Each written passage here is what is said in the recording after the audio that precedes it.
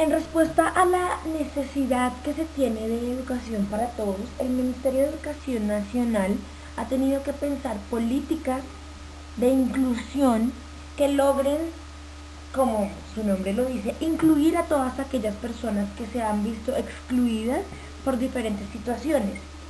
Nosotros vamos a enfocar específicamente en niños que tienen necesidades especiales.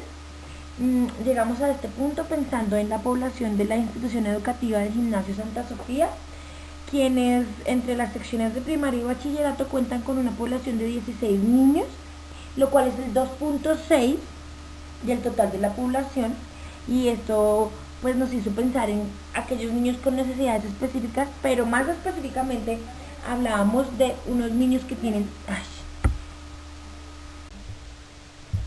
Nuestro trabajo es necesario porque es un trabajo que aporta eh, una nueva herramienta, un currículo que puede ser trabajado para estudiantes con necesidades especiales.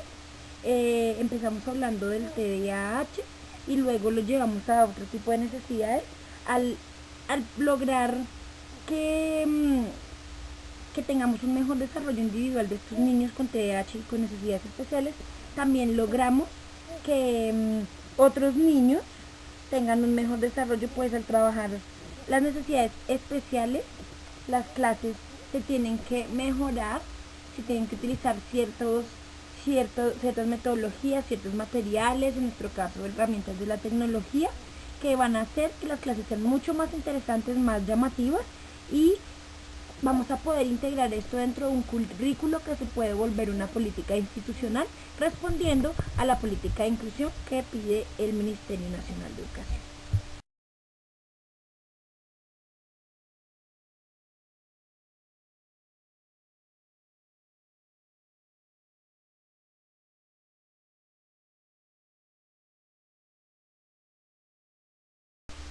Como objetivo general, nosotros queremos fortalecer las habilidades de estudiantes con TDAH de la institución educativa Gimnasio Campestre Santa Sofía mediante el uso de herramientas de la tecnología, haciendo uso de ellas. Entonces queremos establecer las herramientas que nos pueden ayudar para este proceso, entonces cuáles vamos a implementar, establecer estrategias basadas en el uso de estas herramientas y apoyar los procesos de aprendizaje de estudiantes con TDAH y estudiantes con necesidades específicas, y hacer el uso de las herramientas tecnológicas actuales como herramientas que nos puedan ayudar a motivar, a mantener el interés del estudiante y a no desviarnos del enfoque principal, pues que es definitivamente que las personas al final sean competentes.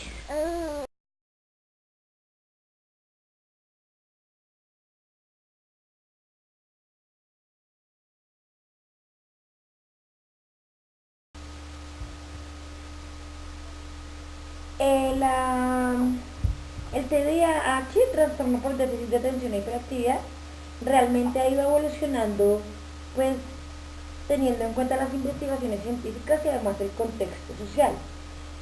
Como en 1798 más o menos, se encuentran como registros de una investigación sobre la naturaleza y el origen de la enajenación mental. Y dentro de ella podemos encontrar algunas características del TDAH: mental restlessness, agitación e inquietud mental. Esto hace referencia a que era un estado de una persona inquieta y que no podía atender con constancia. Entonces, digamos que al hablar así de esto, todos podemos entender que dentro de nuestro salón de clases todos hemos tenido un niño así alguna vez. Esta definición fue evolucionando. Ya como podemos ver en 1896, Bonneville habla del niño inestable. En 1902, George Steele habla de los defectos en el control moral. Y así vamos caminando hacia una construcción de un nombre, pero además una construcción de unas características de lo que conocemos ahora como el trastorno por déficit de atención e hiperactividad, que para la época, que para hace mucho tiempo, pues eran simplemente niños problemáticos, que no eran fáciles de manejar.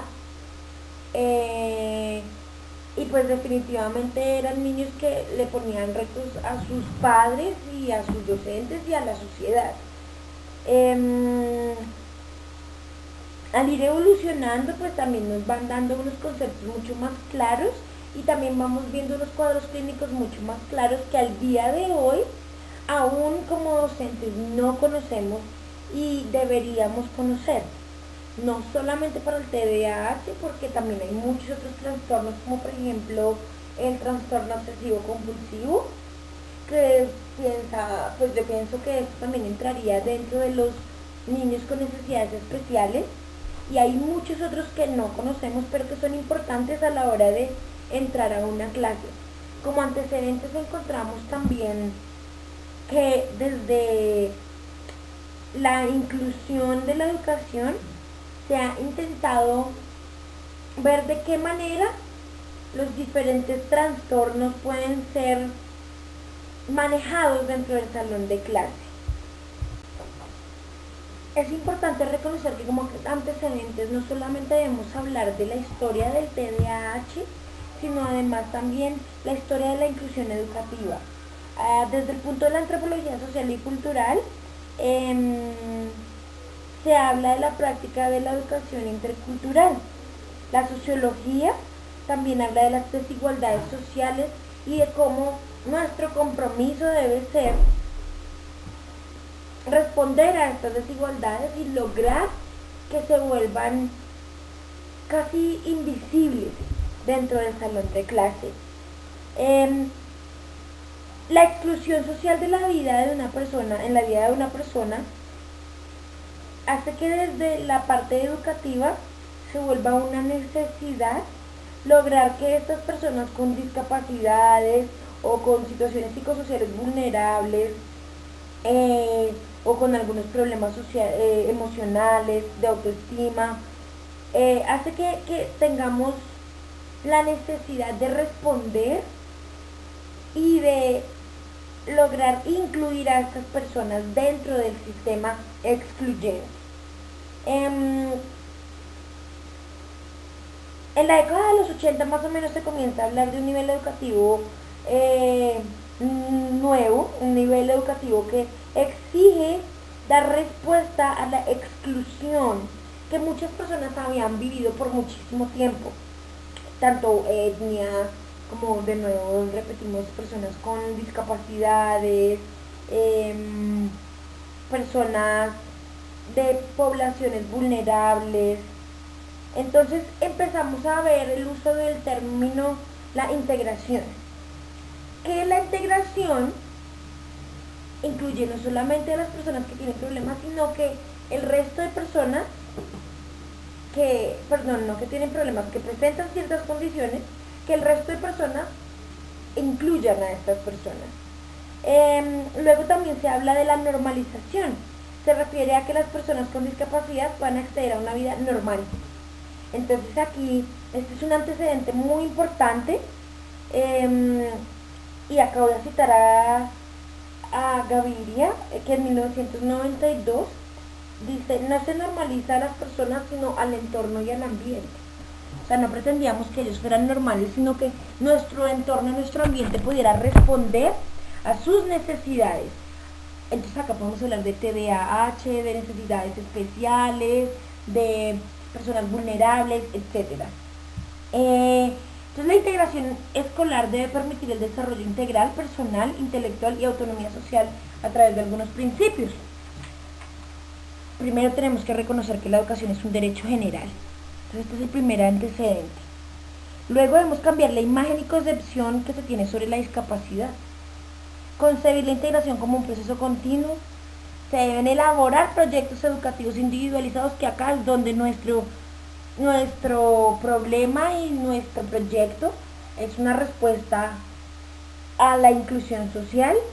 Integrar a las personas con discapacidad en instituciones regulares y generar calidad en el sistema educativo. Entonces, si tenemos calidad, podemos incluir dentro de nuestro sistema personas con TDAH, que si vemos dentro de nuestros antecedentes, ha sido un trastorno que ha evolucionado durante muchos años para poder llegar a esta definición de lo que es, pues es un trastorno que lo que nos hace pensar es que los niños son absolutamente difíciles e inmanejables.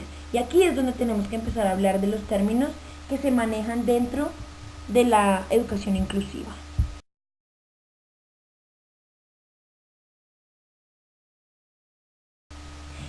Y es entonces por lo anterior que se hace importante hablar de nuestro marco de referencia. Lo más grande, la educación inclusiva, que nos habla de que si bien hay un individuo, todos los individuos somos diversos. Que debemos crear políticas públicas, que tenemos niños con necesidades especiales y que unos de ellos son los niños que tienen TDAH. Y entonces tenemos que hablar de la Declaración de Derechos Humanos, la Carta de Declaración de Derechos Humanos, en la que se nos exige como sociedad incluir personas cuya condición no sea igual a la nuestra. Es entonces donde tenemos que hablar de la participación y de la respuesta del Ministerio de Educación Nacional, que exige que las instituciones manejen políticas de inclusión.